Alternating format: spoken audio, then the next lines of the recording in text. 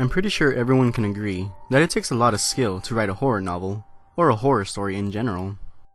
I mentioned before in my 2-sentence horror story video that people have become so desensitized to the horror genre because of the harsh brutality they see on the news every day. With that in mind, it should be pretty obvious why it is hard to write a good novel or story in the horror genre. Mainly because people don't get scared as easily anymore. That being said, if you can scare someone with only 2 sentences, then I am sure you could just as easily scare someone with a paragraph or 2. So, without further ado, let's see if any of these short horror stories can scare you, or at the very least, make you feel uneasy. The Angel Statue. A few years ago, a mother and father decided they needed a break, so they wanted to head out for a night on the town. They called their most trusted babysitter.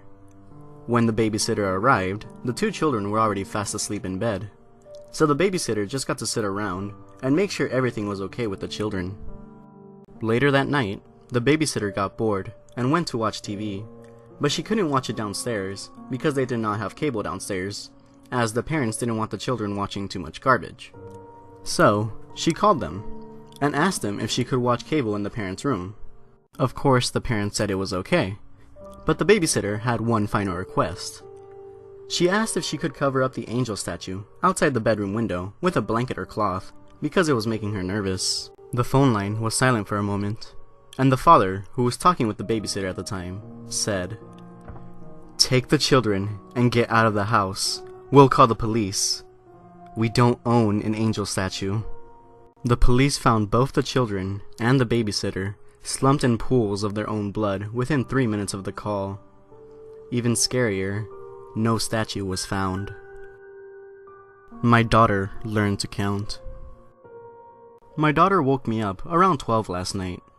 My wife and I had picked her up from her friend Sally's birthday party, brought her home, and put her to bed. My wife went into the bedroom to read while I fell asleep watching the Braves game. "Daddy," she whispered, tugging my shirt sleeve, "guess how old I'm going to be next month?" "I don't know, beauty," I said as I slipped on my glasses. "How old?" She smiled and held up 4 fingers. "It's 7:30 now. My wife and I have been up for almost 8 hours with her." She still refuses to tell us where she got them. Only the good. I had a crappy childhood. I used to be a disappointment to my dad. He beat me relentlessly. My sister too. It got worse when Mom died. I felt so bad for my sister, and was desperate to do something to help. So I wrapped my hands around her neck, and choked her into salvation. She would never feel his brutal touch again. She was safe, and in heaven with the angels, with her mom. Her pure heart was intact for eternity.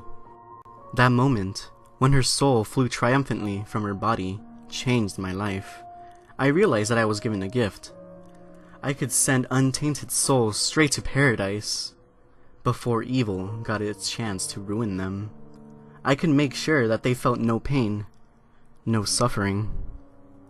I mean, what are a few decades on this planet, as compared to an eternity in heaven?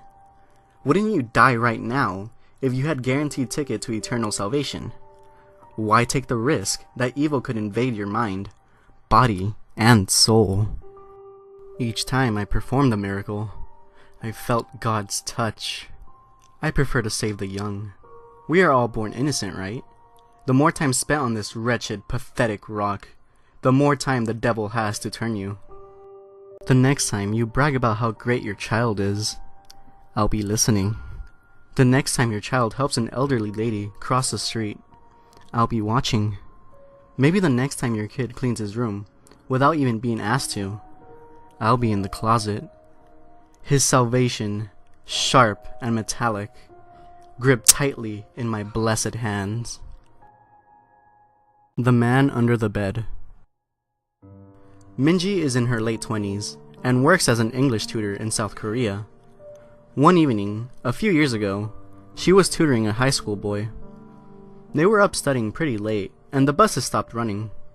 Being a long way from his house, the boy asked if he could crash on her floor overnight, and get the first bus the next morning. Minji was very reluctant, because inviting a teenage male student to stay the night didn't sound like a great idea. But he was begging her, and eventually, she relented.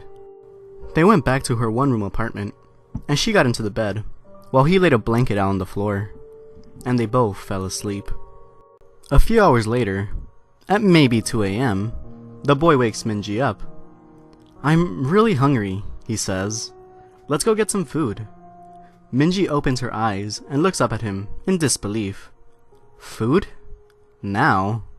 It's 2 a.m., go back to bed." But the student insists. "No, I'm so hungry. Let's eat something now." She tells him that there's some ramen in the kitchen, and he can fix himself some. This doesn't satisfy him. He doesn't want ramen. There's a 24-hour place just down the street. Let's go there. Eventually, after several minutes of persuasion, the boy gets Minji to come with him to the restaurant. They leave the apartment and head out. As soon as they are on the street, the boy turns to Minji and says, "I'm not hungry. I woke up in the middle of the night and looked under your bed.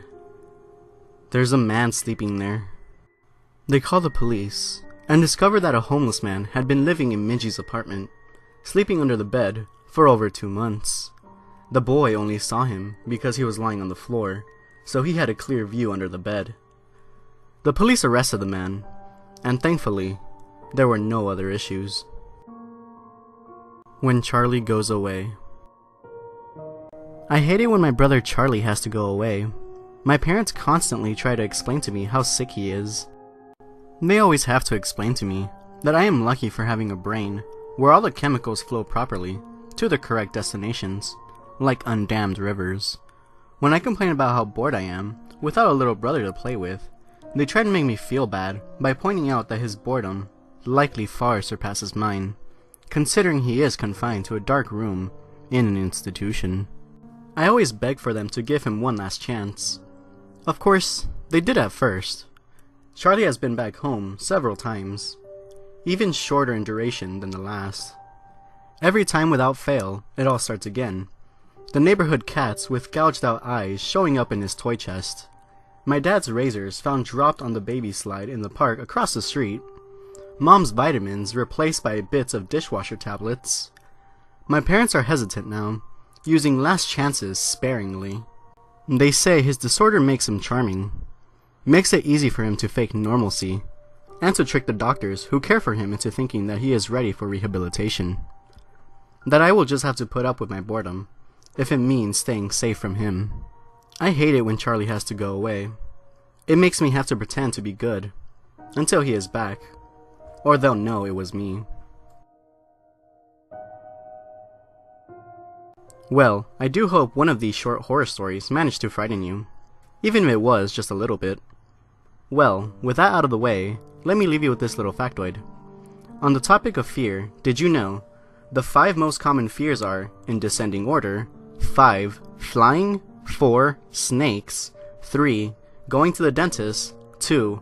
Heights, and finally 1. Public speaking.